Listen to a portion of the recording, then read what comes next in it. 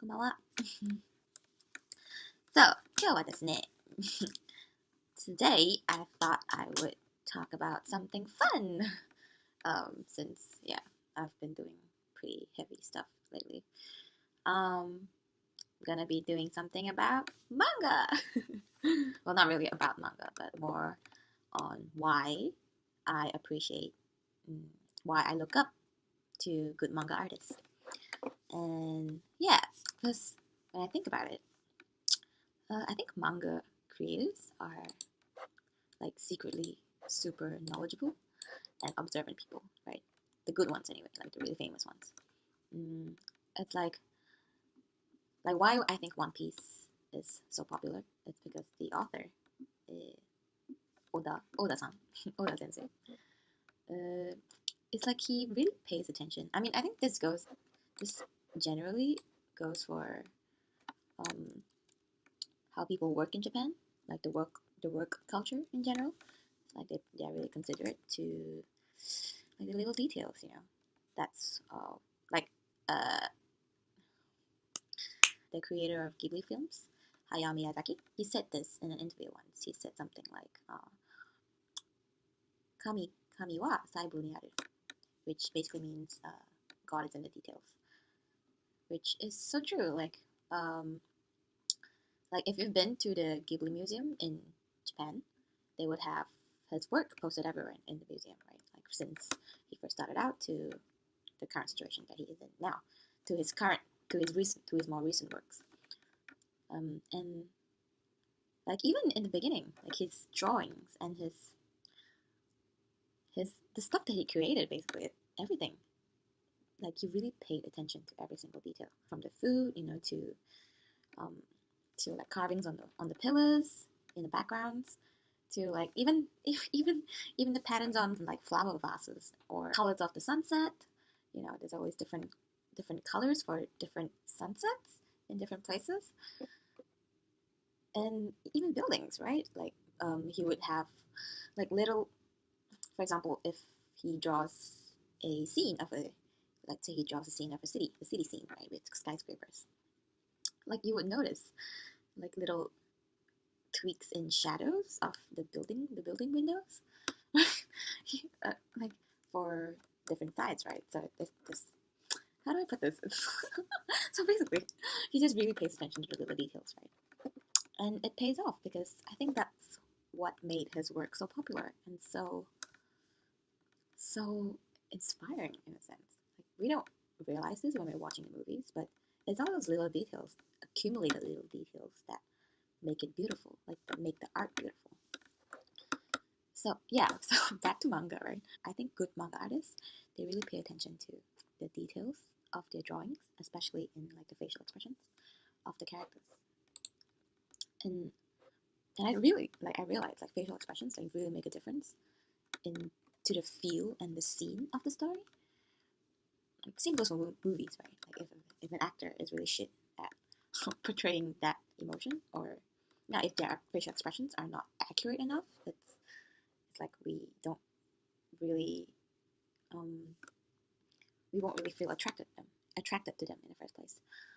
Um, yeah, like so back to manga artists, it's like they have the facial expressions that they draw are so detailed. It's like they live to observe people, right? To observe um, to what extent like a human's face will contort, depending on like how sad they feel or how angry they feel, how frustrated they feel, what kind of surprise they're experiencing. You can actually see, the difference between how a good manga artist would draw facial expressions and a not so good one. Like take One Piece for example. Like when I would notice when Luffy, the main character, when he tears up from fighting with one of his crew members, or to or when he feels relief um, and joy after getting to reunite with them after a long absence, or when he cries from reuniting with his brother who he thought was dead from a long time ago, um, from realization that he still had his other crew members after losing his brother, in a battle. Like even if you watch scenes without the music and the dialogue, or if you read the manga without actually understanding Japanese, you can kind of feel what he's thinking. You can feel what the character is thinking and what sort of emotion he's going through, roughly speaking. And the intensity of it, based on how the face is drawn. That's how powerful the detailed facial expressions are, I think. It's like when the characters are shocked or in surprise or lying, right? Um, their eyes would go wide and their eyebrows would usually go up. And without even knowing the storyline or the script, up to that point, just by the facial expression itself, right? You can usually tell which emotion it is. Like when it's surprise, which is like a mild version of shock, their mouths would usually be open. But depending on whether it's a good or bad surprise, you can probably tell from easily just by if the eyebrows are going up or going down, right? But the mouth would still be open. And whether it's a big or a small surprise, we can use the information of how wide their eyes are drawn, right? Fascinating, right? And I think it's the same concept with shock and lying. And why I say all these artists are really observant people in real life, it's because humans have the same sort of behavior, and they would have to observe people to be able to draw facial expressions like this. And when I think about it, it's like take shock, for example. It's when we experience something unfamiliar and become surprised or shocked. Our bodies are actually telling us, like, whoa, wait a minute, something is not right here, right? And we kind of need to open our eyes wide to take in more information. It's like, open your eyes wide, you know? You need more information to assess the situation. Yeah, and with lying, on the other hand, when in One Piece, when Luffy, the main character, is being deceiving, like he's trying to lie about something. Let's say he ate all the food, but and someone confronts him about it. He would usually talk with his eyebrows way up high, like, and he would keep his hands behind his back, like, and he doesn't look at the person who's confronting him, right? And it's kind of same with humans, isn't it? Like when I think back of the times when I would lie to like my mom or like my partners, you know, I can totally picture myself doing that, like that same exact behavior.